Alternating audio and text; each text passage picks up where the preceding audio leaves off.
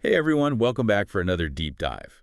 Today we're going behind the scenes, kind of pulling back the curtain on something that affects all of us but often plays out in the shadows. We're talking about corporate power and how it shapes the political landscape. And to help us make sense of it all, I've got expert speaker here. Thanks for having me. So we're talking about a playbook, a strategy for shaping society that's been around for decades and is still evolving today. To really understand how we got here, we need to rewind the clock back to 1971. Imagine this.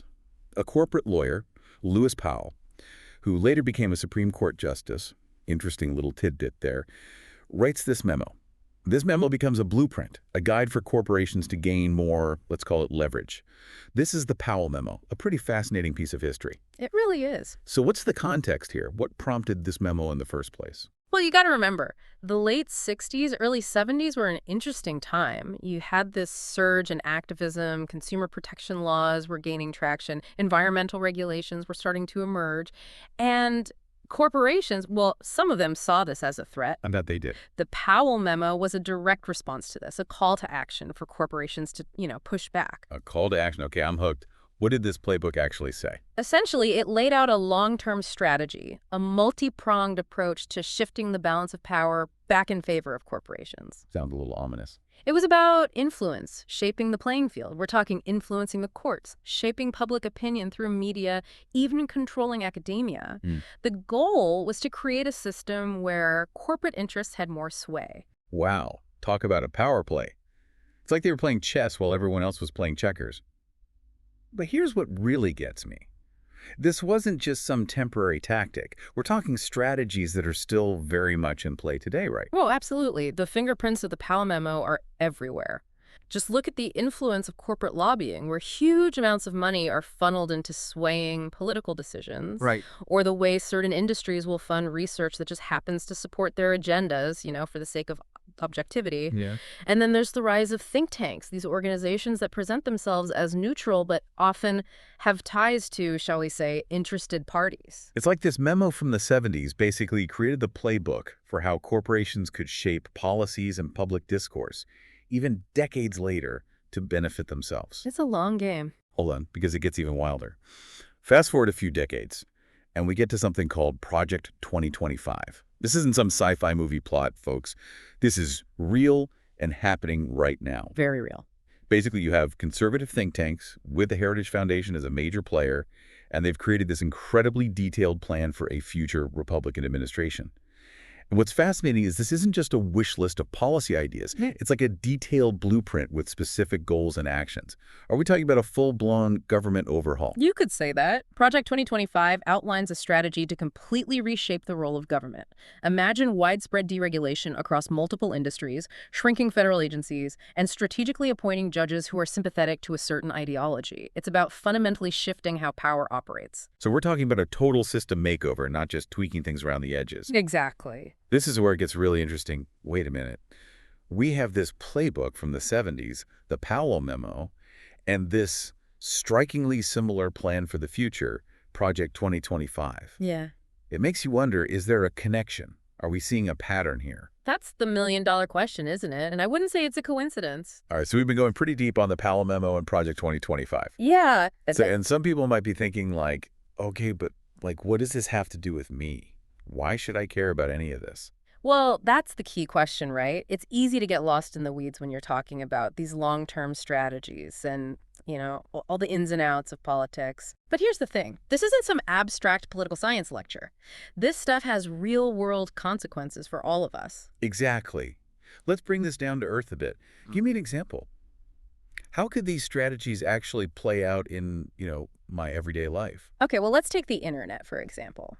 Remember net neutrality, that whole fight to make sure internet providers treated all data equally. Ah. Well, Project 2025, it could potentially reverse those rules. Really? Yeah, and suddenly, instead of having a level playing field online, you might have to pay extra to access certain websites or services. Whoa, so you're saying something like accessing this podcast, it could actually cost more, or even be blocked if certain interests got their way. It's possible, yeah. And it's not just the internet either. Think about environmental regulations. We've made some progress in cleaning up our air and water, partly because of government oversight. Right. But if those regulations get rolled back, like some parts of Project 2025 suggest, Well, it's not just corporations saving money, it's potentially affecting everyone's health. It's like that saying, those who cannot remember the past are condemned to repeat it. We don't have to guess about the consequences. We could look back and see the impact of deregulation, of corporate influence in politics, of attempts to reshape the courts. It's all right there. Exactly. And it goes beyond just the environment or the internet. These strategies, they affect everything. Worker protections and consumer rights, access to healthcare, the growing gap between the rich and the poor. Which is why it's so important to understand these power dynamics. Like, you know what they say? Knowledge is power. The more we understand how these strategies work, the historical context, the possible consequences, the better equipped we are to talk about these issues and hold those in power accountable. Right. Couldn't agree more. It's about being informed and engaged citizens, asking the tough questions, and not taking things at face value. And that's where it gets tricky these days. Oh, absolutely. We're drowning in information, but bombarded with misinformation and just straight up propaganda, too. It's hard to know what's real anymore. So, as you know, engaged citizens, how do we even begin to navigate this crazy information landscape? How can we be sure we're getting good information and forming our own informed opinions? That's the million-dollar question, isn't it? It's something we could probably do a whole other deep dive on. But if I had to boil it down to a few key points. Please do, yeah. First off, be critical of your sources. Yeah. Don't just believe everything you read online, especially headlines or stuff you see on social media. Take some time to check things out. Make sure it's coming from a source you trust, a source that's credible and fair. So basically, do your homework. Don't just share something without checking the facts. Exactly. The second thing is be aware of your own biases. We all have them. It's only natural. But try to recognize how your own biases might be influencing how you see the information you're taking in. That's a tough one. It's easier said than done. Oh, for sure. And that's why it's important to actively look for diverse perspectives. Don't just surround yourself with people who agree with you all the time. Listen to those who see things differently, even if, and maybe especially if those viewpoints make you uncomfortable. It's about being intellectually curious, right? Being open to the possibility of changing your mind and really engaging in thoughtful conversation, even when it's hard. You got it. It's not about being right or winning an argument. It's about honestly trying to find the truth, understanding different viewpoints, and hopefully moving towards a society that's more informed and more just. Well said.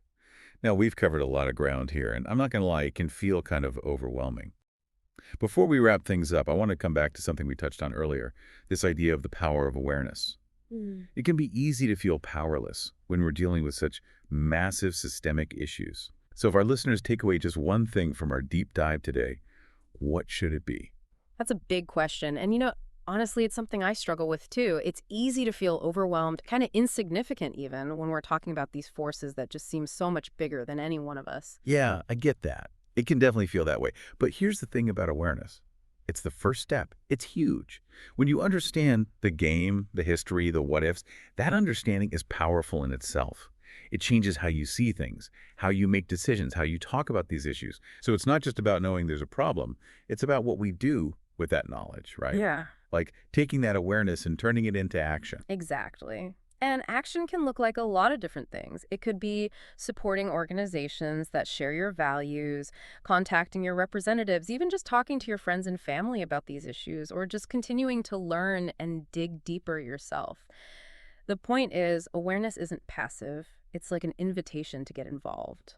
I love that awareness as an invitation because it's so easy to fall into that trap of thinking my voice doesn't matter or one person can't make a difference. But imagine what happens when we all start using our voices, when we make that awareness a collective thing. Exactly. Never underestimate the power of people coming together. History is full of stories of ordinary people doing extraordinary things. That's what gives me hope, knowing that the future isn't predetermined. We're building it together every day. Beautifully said. Now, before we wrap up, I want to leave our listeners with something to think about. We've talked about the Powell Memo and Project 2025 as these long game strategies for concentrating power. But what about the flip side? What would a long game strategy for a more just, more equitable world look like? What kind of playbook could we create? Now, that is a powerful question, and I think it's one we should all be asking ourselves. Because if we want a different future, a future that works for everyone, not just a select few, we need to be just as strategic, just as determined, just as committed to playing that long game. Couldn't agree more. That's something to ponder, folks. Thanks for joining us on this deep dive. Until next time, keep asking those tough questions and stay curious.